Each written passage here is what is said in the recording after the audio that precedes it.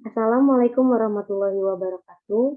Kami dari kelompok 6 yang beranggotakan saya sendiri Yola Oktaviana, rekan saya Indah Nurjana, Ahmad Nuril Anwar, dan Muhammad Nawawi akan menjelaskan materi terkait pengawasan uh, dalam lembaga pendidikan Islam.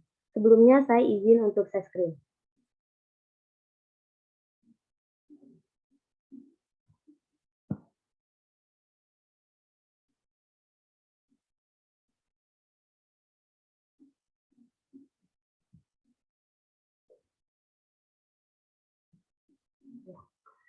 Di sini kami akan menjelaskan terkait uh, arti pengawasan, persyaratan pengawasan, langkah-langkah pengawasan, teknik pengawasan, dan implementasi pengawasan. Yang pertama ada arti pengawasan. Pengawasan dapat diartikan pula sebagai supervisor, sedangkan pengertian supervisor adalah orang yang melakukan supervisi. Kata supervisi berasal dari bahasa Inggris, yaitu supervision, yang terdiri dari dua kata, yaitu super dan vision berarti melihat atau meninjau. Sedangkan secara etimologi, supervisi berarti melihat atau meninjau dari atas atau memiliki dan menilai dari yang dilakukan oleh atasan terhadap perwujudan kegiatan dan hasil kerja bawahan. Maka dapat disimpulkan bahwa pengawasan adalah orang yang berwenang untuk melakukan pengawasan di sekolah dengan melaksanakan penilaian dan pembinaan dari segi teknisi, pendidikan, dan administrasi pada satuan pendidikan. Yang kedua ada persyarat pengawasan. Terdapat beberapa persyarat sistem pengawasan. Yang pertama ada memperhatikan sifat dan kebutuhan organisasi. Dalam melakukan pengawasan, seseorang harus memiliki sifat akurat, di mana sifat ini untuk menginformasi terkait tentang pelaksanaan selama kegiatan. Data yang tidak akurat dari sistem pengawasan dapat menyebabkan organisasi mengambil tindakan koreksi yang keliru atau bahkan menciptakan masalah yang sebenarnya tidak ada. Yang kedua, sifat yang selanjutnya ada sifat fleksibel. Pengawasan harus mempunyai sifat fleksibilitas untuk memberikan tanggapan atau reaksi terhadap ancaman ataupun kesempatan dari lingkungan. Selanjutnya ada serta sifat objektif dan menyeluruh. Informasi harus mudah dipahami dan bersifat objektif serta lengkap. Bersifat sebagai petunjuk dan operasional. Sistem pengawasan efektif harus menunjukkan baik deteksi atau deviasi dari standar tindakan koreksi apa yang seharusnya diambil, sehingga terkoordinasi dengan aliran kerja organisasi. Yang kedua ada menjamin adanya perbaikan atau korektif secara strategis. Terpusat pada titik-titik pengawasan strategis, sistem pengawasan harus memusatkan perhatian pada bidang-bidang di mana penyimpangan-penyimpangan dari standar paling sering terjadi atau yang akan mengakibatkan kerusakan paling fatal. Yang ketiga ada memperhatikan faktor-faktor yang mempengaruhi organisasi, yaitu realistik secara ekonomi, merupakan faktor yang mempengaruhi organisasi. Biaya pelaksanaan sistem pengawasan harus lebih rendah atau paling tidak sama dengan kegunaan yang diperoleh dari sistem tersebut, serta realistik secara organisasional. Sistem pengawasan harus cocok atau harmonis dengan kenyataan-kenyataan organisasi. Yang keempat, adanya rencana yang jelas dalam pola atau tata organisasi. Dalam melakukan tatanan organisasi, harus melaporkan secara tepat waktu, informasi harus dikumpulkan, disampaikan, dan dievaluasi secepatnya bila kegiatan perbaikan tersebut harus dilakukan segera. Dan informasi pengawasan harus terkoordinasi dengan aliran kerja organisasi karena setiap tahap dari proses pekerjaan dapat mempengaruhi sukses atau kegagalan keseluruhan operasi, serta informasi harus sampai pada seluruh personalia yang memerlukannya. Selanjutnya akan dijelaskan oleh Mbak Indah. Baik, ya di sini selanjutnya saya akan menjelaskan terkait dengan langkah-langkah pengawasan. Nah, langkah-langkah pengawasan yang pertama adalah menetapkan standar dan mengukur performa atau prestasi kerja. Jadi karena perencanaan merupakan tolak ukur untuk merancang pengawasan, maka langkah pertama dalam proses pengawasan adalah menyusun rencana. Akan tetapi, karena perencanaan itu berbeda dalam perincian dan juga kerumitannya, dan manajer tidak dapat mengawasi segalanya, maka harus ditentukan standar khusus, misalnya tentang prestasi kerja. Lalu, yang kedua adalah melakukan pengukuran performa atau prestasi kerja. Jadi langkah kedua adalah pengawasan adalah mengukur dan juga mengevaluasi prestasi kerja terhadap standar yang telah ditentukan. Jadi hal ini dimaksudkan agar penyimpangan-penyimpangan yang mungkin terjadi dapat diketahui lebih dahulu. Lalu, yang ketiga adalah menetapkan apakah prestasi kerja sesuai dengan standar. Jadi, langkah berikutnya adalah membandingkan hasil pengukuran dengan target atau standar yang telah ditentukan.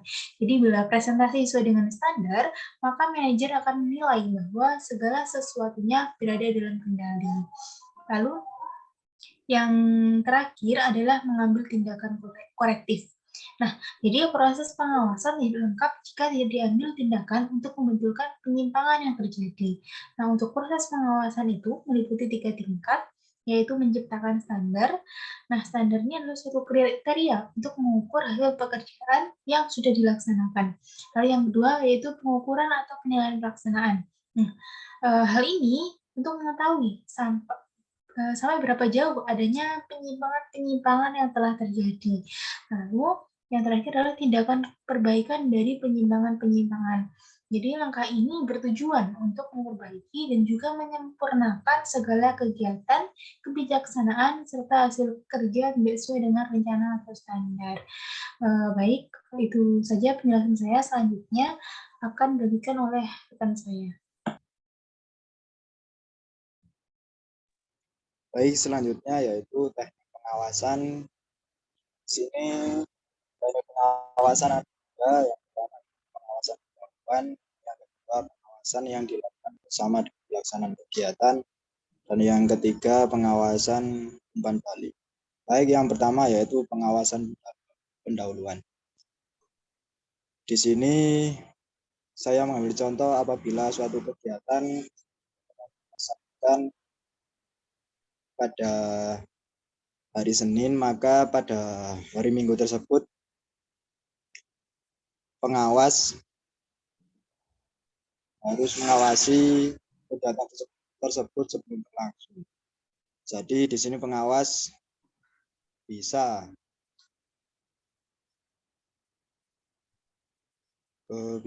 itu mengawasi sebelum kegiatan berlangsung. Baik, yang kedua yaitu pengawasan yang dilakukan bersama dengan pelaksanaan kegiatan. Jadi di sini bersamaan dengan berlangsungnya kegiatan, maka pengawasan dilakukan dengan mengawasi kegiatan tersebut secara kegiatan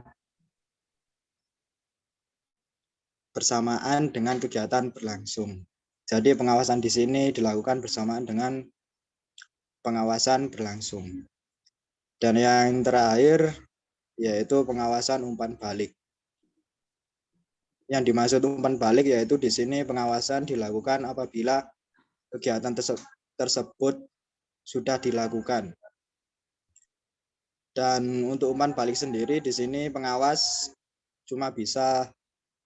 menurut saya cuma bisa berkomentar apabila kegiatan tersebut sudah berjalan dan sudah selesai dan bisa diambil pelajaran ketika akan dilakukan kegiatan berikutnya. Mungkin itu dari penjelasan teknik pengawasan dari saya. Mungkin bisa dilanjut oleh Mas Nawawi.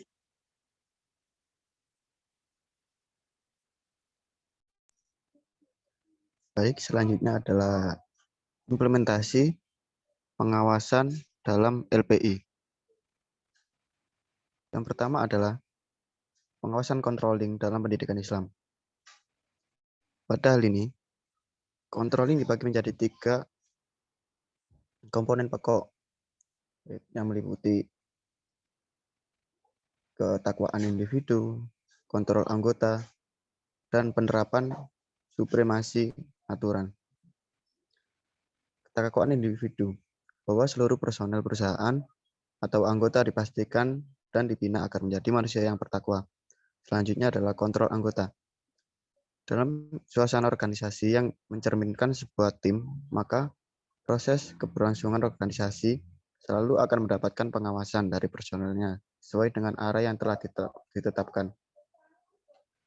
Selanjutnya adalah penerapan atau supremasi aturan. Dalam hal ini, organisasi ditegaskan dalam aturan main yang jelas dan transparan dan tidak bertentangan dengan syariah.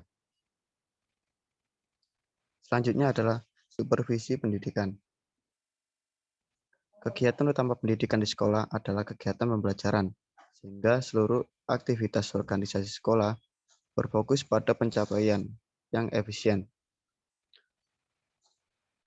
Salah satu tugas kepala sekolah adalah sebagai supervisor, yaitu mensupervisi pekerjaan yang dilakukan oleh tenaga pendidikan atau staf yang lain. Supervisi merupakan suatu proses yang dirancang secara khusus untuk membantu guru dan supervisor dalam mempelajari tugas sehari-hari di sekolah, agar nantinya dapat menggunakan pengetahuan dan kemampuannya untuk memberikan layanan yang maksimal.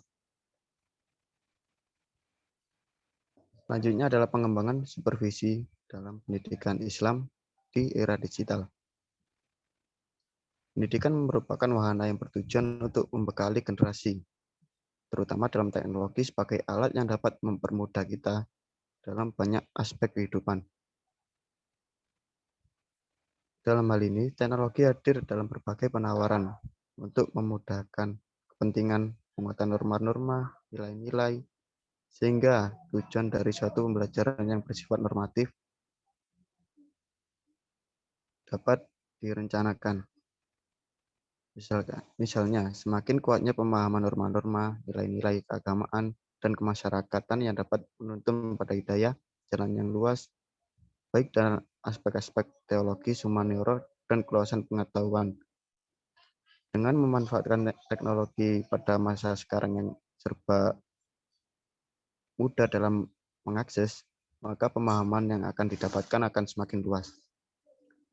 Akan tetapi dalam hal ini perlu dilakukannya pengawasan karena selain banyak dampak positif yang akan didapat, juga terdapat banyak dampak negatif yang akan timbul tanpa adanya pengawasan. Sekian dari presentasi kami kelompok 6. Apabila ada kekurangan kesalahan kata dari awal sampai akhir, kami mohon maaf yang sebesar-besarnya. Wassalamualaikum warahmatullahi wabarakatuh.